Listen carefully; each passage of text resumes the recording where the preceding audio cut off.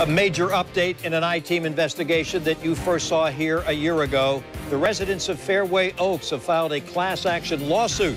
The neighborhood was built on a landfill years ago, and now they have filed a suit against the city of Jacksonville and Habijax.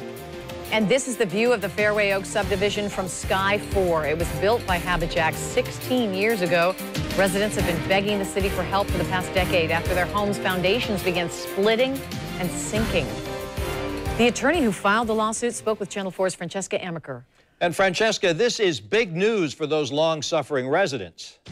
This is huge news, Tom. Recall back, I believe it was a year ago when we first brought you this story right here at Fairway Oaks, where residents were complaining about what they called deplorable conditions, being put on a landfill and causing their homes to not only sink, but to split in half.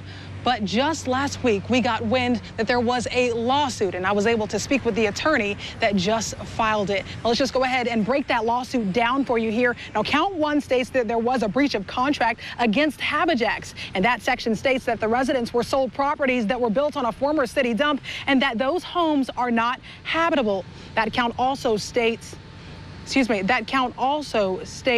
that there was a breach of contract against the city. It states that the city had an obligation to disclose the plaintiffs that the houses being sold to them were on a former city dump. Now, it goes on to say that because the city did not disclose that to the homeowners have experienced damages. They say sometimes you have to be able to call for a stranger's help in the same way as one would call family. And that was the call that the Homeowners Association president made to Jack Crumbine at Crumbine Law, and he tells me this is joint representation alongside the Strims law firm. The complaint itself, yes, it's 51 pages.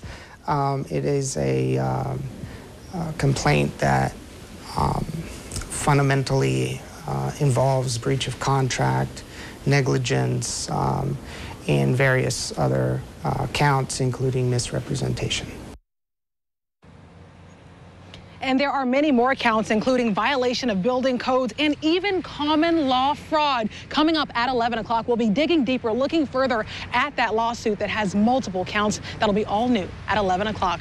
I'm live at Fairway Oaks. Francesca Amaker, Channel 4, the local station.